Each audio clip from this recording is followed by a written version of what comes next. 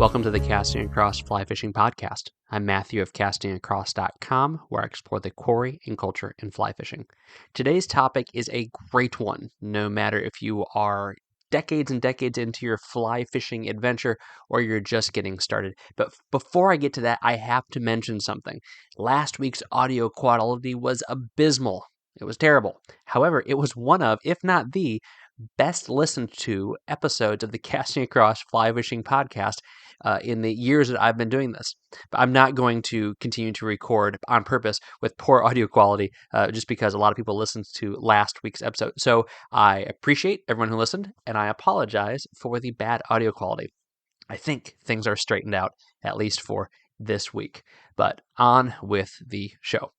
So this week, like I said, this is for anybody, whether you've just started fly fishing or you've been doing it for decades. And I would also say this is for anybody who ties flies, whether they haven't started yet or they've been doing it for a long time. And here's the reason why. If you haven't gotten started, you need this information. Well, you don't need the information from me, but you need this kind of information. And if you've been fly tying for a long time, unless you are actively involved in instruction, you might have forgotten what it's like to be a beginner. And so this could be helpful information for you, especially as we're getting into the winter months. This is being recorded in the middle of December. And it's also being recorded before holiday time, which is a great time to get somebody something that they might need to begin tying flies or take their fly tying to the next level. And so I've recorded a couple of podcasts on things that I wish I knew before I started tying flies. But this is going to go even further back, and what I would basically call how to start tying flies. What are some of the very first things that you should do, or some of the very first things that you should set people on a path to do if they're going to tie flies? First and foremost, why tie flies? You can go to a fly shop and buy beautiful, well-tied, fish-catching flies for between $1.50 and, I mean, to be honest with you, if you're fishing for muskie, $25 a fly. But more often than not, we're talking about $2 to $4 for a fly. Well, for the reason, first and foremost, is it's fun. If anyone says it's economical to tie flies, they're dead wrong. With the exception of a few patterns, like egg patterns and woolly worms and things like that. You can certainly do well financially by tying those flies as opposed to buying them. But the financial benefits are not the first and foremost reason why you tie flies. You tie flies because it is one more way to be intricately involved in something that you really enjoy. Now, some people don't like tying flies, and I'll have to say that there's nothing wrong with that. There's been times in my life where I've said, I don't feel like getting everything out. I don't feel like learning how to perform this technique I either don't know or don't know well. And honestly, I would just rather head to the fly shop and spend $20 and get what I need to go out for, these couple of trips for this season. There's nothing wrong with it. There's no expectation that tying flies is what you need to get to the next level, or that you are not a legitimate fly fisher if you don't tie flies. So let's get that out of the way first and foremost. But if you do want to try, I think it is a virtuous and good and fun thing. And it takes you down a neat little rabbit hole that allows you to see kind of the inner workings of what you're doing and why you're doing it. So that's I would say the very first thing is understand what you're getting into. It is probably a break-even prospect because of all the stuff you're going to buy, all the time you're going to allot to it, where you're not going to save money because you think, oh my goodness, $250 a fly. Some parts of the country, $350 a fly for a little tiny dry fly or a little nymph. It's going to be so much cheaper to tie these things. Well, again, like I said, that might be the case for some patterns, but there's always one more thing to buy. There's always one more thing to purchase, and every new pattern probably needs a new component that's not going to necessarily be the cheapest thing in the world, especially when you get into big, fancy feathers and capes and things like that. So that's the first thing is understand that this is going to take money, but secondly, understand that this is going to take time and patience. There are some people that are naturally gifted, whether it be because they have fine motor skills that are just really, really good, or because they're very artistic, or because they have a really good attention to detail. All of those reasons are going to give somebody a leg up when it comes to tying flies, but that doesn't mean there's not going to have to take time to hone their craft and do better. So that is why my encouragement is to take a multi-tiered approach to starting tying flies. And here's what I mean by that. There's three primary methods that you will learn, that you will use to learn as you tie flies. And I think every one of them is necessary and every one of them is important. And they're this. And going from most accessible to least accessible, right? Most accessible is YouTube. YouTube is a great teaching tool when it comes to tying flies. There are some channels that are better than others. I would have to say that Tightline Productions with Tim Flagler and Trout and Feather with Tim Camisa, who I'll mention later at the end of the podcast, are two of my favorite. Now, there's other ones that are phenomenal, and there's ones that have a little bit more production value, some that are very low production value, but they're still very good. And so I would just say browse around, find what you like, but pay attention to the ones that don't just show you how to do it, but explain what's happening. And I'll get to why this is the limiting factor in YouTube here in a second. So that's the first one. The second one is books. Get a good fly tying book. Now, this will do a couple things for you. A YouTube video will show you how the process happens. But what I have found with a few exceptions is that the articulation of some of the techniques and some of what you look for in the materials is not as high caliber on YouTube videos as it is in books that publishers have gone through and said, this isn't clear, let's make this clear. This isn't sufficient, let's flesh it out. You're focusing on the wrong thing. Let's just make it nice, concise, pithy, and tight. So that is one of the benefits of a book. Secondly, whereas a YouTube video might show a process, well, it will show a process from start to finish, books and the photography included in good fly tying books are going to show those intermediary steps, how you're holding something, whether it be the tool or whether it be the material, and it's going to lay that out in stark contrast. Again, are there bad fly tying books? Of course there are, but most of them, by the big fly fishing publishers, the big outdoor publishers, are high quality, and they're going to show you things that are integral for you to focus on, whereas you might be kind of overwhelmed by or just taken by the big picture that you see in a video. So videos are great, and stopping a video and pausing a video to see what's exactly going on works, but it's also helpful to have that fly tying book that shows you those integral steps in order, and that's what a good fly tying book does. And I've got some recommendations, actually one good recommendation at the end of this podcast, but I have, in case you don't know, if you go to the website, castingacross.com, there's a fly tying books section or within the fly fishing books, and there's dozens and dozens of books, and there's a handful of good fly tying books that are on there. So the first step I would say is watch videos on YouTube. Say, is this something I'm interested in? Secondly, get a book, and you're in for $15 at this point, not a big deal. And then I would say the very next thing, whether you are just starting or you've kind of been messing around a little bit, but I would actually say this is good if you've never even touched a vise and a bobbin before, is to get hands-on instruction.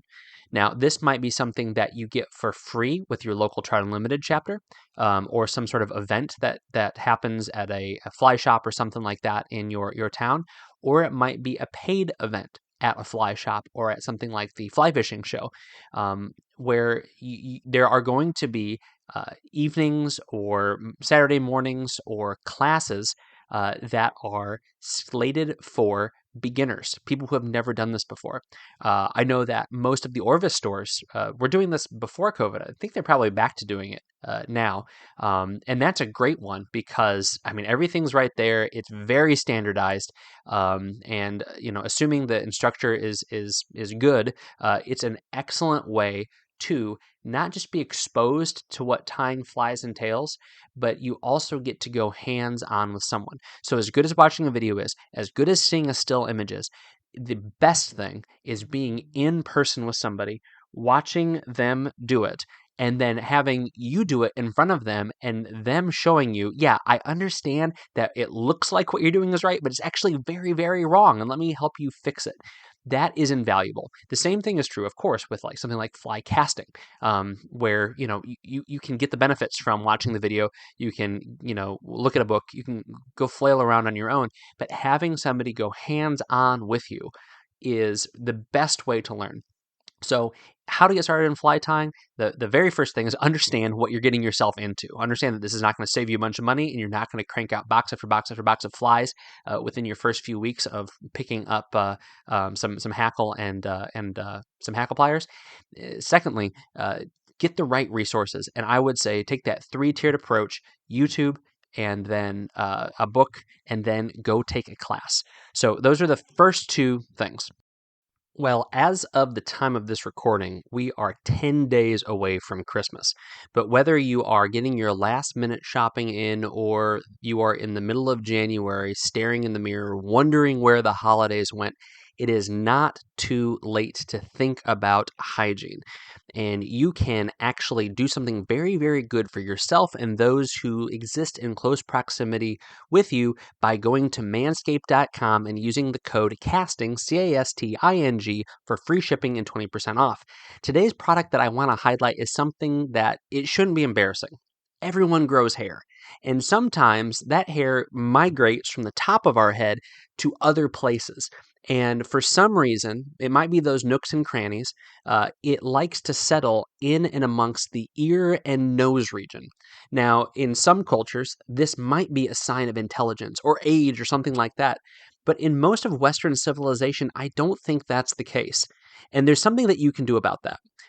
You could wax, but I wouldn't suggest it. You can take tweezers to it, but that just sounds painful and no fun, and you wouldn't want to get caught doing that by somebody else. But what you can do, and what I say you should do, I mean, once you get to be 50, 40, goodness, 35, I've seen some people, right? Get the Weed Whacker from Manscaped, the Weed Whacker. It is a $40 nose hair trimmer, ear hair trimmer, and it is revolutionary. That's the way to describe it. And I mean, I don't know many other nose and ear hair trimmers, but so I'll take their word for it. It's revolutionary in that you're not going to get anything snagged. I can't imagine a worse situation than having something snagged in your nose hair. It's not going to snag because it's running at 9,000 RPMs. And there is a battery that is not going to go dead on you. It's a powerful 600 lithium ion battery. It's waterproof, so you can have all sorts of fun with it in that way. And it is going to keep you looking good and clean. You have a 30-day money-back guarantee. So if you go out and people don't say, "Wow, you have really clean, shiny ears," and you say, "This is what I was expecting," is people to compliment me, you could send it back. But I think that you'll be happy with it either way. So my suggestion to you, again, is go to manscaped.com, use the code CASTING, CASTING, check out the Weed Whacker, the electric nose and ear hair trimmer. So that's manscaped.com, use the code CASTING, CASTING, to get free shipping and 20% off your whole order. Okay. Third thing for how to get started in fly tying, you've got understanding what you're getting into. Secondly, you're going to go get the instruction and the information that you need. Thirdly, tie the right patterns. One of the most frustrating things for me when I started fly tying the first time, and when I started fly tying the second time, was that I went out and I got the fly tying kit. It was probably from like the Sports Authority or Dick's Sporting Goods or something like that. And it was a relatively inexpensive, like $35 or $45 kit. And it came with everything you needed to get started. And I'm not downplaying the value of these kits. I think they're a great way for people to get exposed to it. The tools aren't going to be the kind of precision and the kind of construction that you really want if you get into it. And the vise isn't going to provide the kind of stability that you need if you're going to be tying flies for a long time. But they'll work. But my biggest gripe with them is the patterns that often get included. And it isn't necessarily the patterns themselves, it's the sizes of the patterns that you're getting. They're almost like exaggerated examples of patterns. So we're talking like tying a hare's ear nymph. Great, awesome. It's an excellent pattern to learn how to tie. Some of the techniques that you will learn when you are tying a hare's ear nymph are super important. And doing it on like a size 8 nymph, though, it's not going to be a fly you're going to turn around and say, "Man, I'm going to go use this," and be excited about using this on my local trout stream. Could you catch a fish on a poorly tied size 8 hare's ear nymph? Absolutely. But we're not going out and buying those things. So try to find something that you're going to use. So there are a couple of options here. The easiest one, bar none, easiest one is to go into a fly shop and say, hey, I want to learn how to tie a woolly bugger. And I've taken a class and I've done it a few times and I know I'm going to fish woolly buggers. And I understand I'm going to waste some materials and tie some bad flies. So can you help me get what I need? And so the person at that fly shop will go and help you find some economical hooks. Now it's going to be 25 hooks, and that's going to be your most expensive, part of this equation. But again, it's not going to be a ton of money, between $5 and $10. And then you're going to buy your thread, your chenille, your marabou, and some saddle hackle. And so you might be in at, $25 to $30, but it's going to tie way more than 25 flies. So your hooks are going to be the first thing that get exhausted. And of course, the hooks are going to cost the most amount of money. But now you're going to have exactly what you need to tie the fly that you know you want to tie and the fly that you know that you want to fish. And the great thing about a pattern like, again, say like a woolly bugger, is that it does utilize some essential skills. And I'm not talking about palmering, hackle and making that look perfectly and having the shiny side face forward or backwards or anything like that. I'm talking about having nice, consistent wraps with chenille.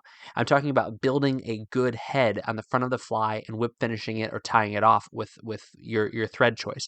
I'm talking about measuring tail lengths and tying it in so that it does stick directly out and not cocked up or down or sideways or be too long or be too short.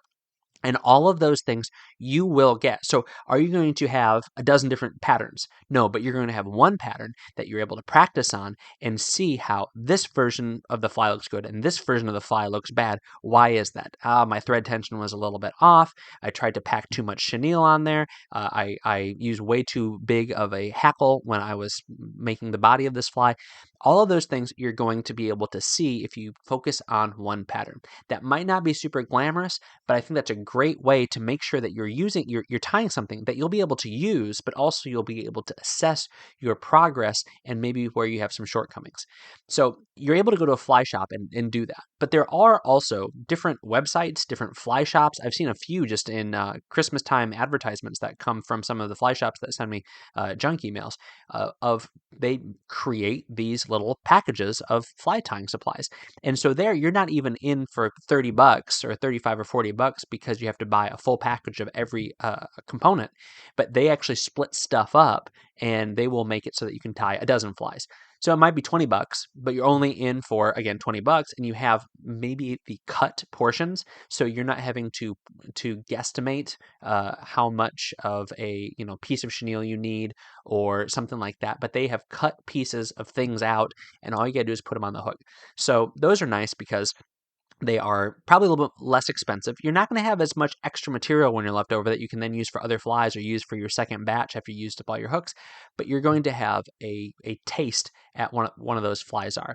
And never feel like a simple fly is not worth your time because there are the wrong way to tie a foam beetle. You can tie a foam beetle that floats upside down, and it's stupid, and you don't want that. And so don't think that it's beneath you to really try to tie a foam beetle well. Don't think that something like a Clouser minnow is simple to tie. Is it relatively simple? Yes. But again, you can have Clouser minnows that don't swim right, that keel to the right or the left because you didn't put the materials on there the right way, that have the wrong proportions of the top color of bucktail or of synthetic versus the bottom color of bucktail or synthetic. You can have a head that just looks ugly. That again, the fish don't care about it that much, but again, you're going for precision and you're going for tying things the right way. So never think that something like a woolly bugger or a foam beetle or a Clouser minnow or even simpler patterns, a green weenie or an egg fly is beneath you. Until you get those techniques down pat, never stop honing your skills on those most simple patterns. So that's my third piece of advice. And again, there's a lot more, but this is how I would say to start fly tying. to know what you're getting into. Talk to somebody about it. Talk to people that have tried it and stuck with it. Try to talk to people that have tried it and have given up on it, and try to make sure that you know what you're getting into. Secondly, get the right resources. Start with YouTube, then go to a book, then go take a class, and don't feel like you shouldn't be spending money on this. I think it's definitely worth a little bit of an investment. And then thirdly, buy the materials you need. Don't buy random materials. Don't buy, don't start trying to tie a deer hair bass bug. Start tying simple materials and get exactly what you need, and talk to somebody who knows what they're doing, or buy something that's been specifically curated so that you can tie that fly. That is the best way, in my humble opinion, to start off. That gives you what you need. You're not adding a lot of pieces on the exterior. You're only doing the bare essentials. So if you are thinking about tying flies, hopefully this has been helpful. If you are someone who is an advanced fly tyer and you have your son, your grandson, your neighbor, somebody in your Tried and Limited chapter that wants to learn how to tie flies, remember these things.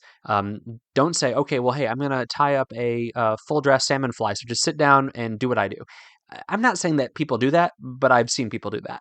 So remember what it was like to be a beginner. Remember that not everyone is going to have the same abilities and the same artistic and motor skills, and just kind of go back to that most basic level, that common denominator of getting people in front of what they need to be able to be successful and enjoy fly tying. Because if you can tie flies, but you don't enjoy it, then don't do it.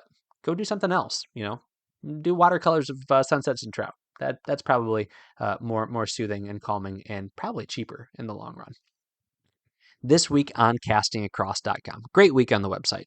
The first article that came out was called Cold Weather Fishing Comfort Beyond Layering. So it's very easy to layer. If you're cold, add another layer. If you're still cold, add one more layer. If those layers don't work, buy new layers, layer up, right?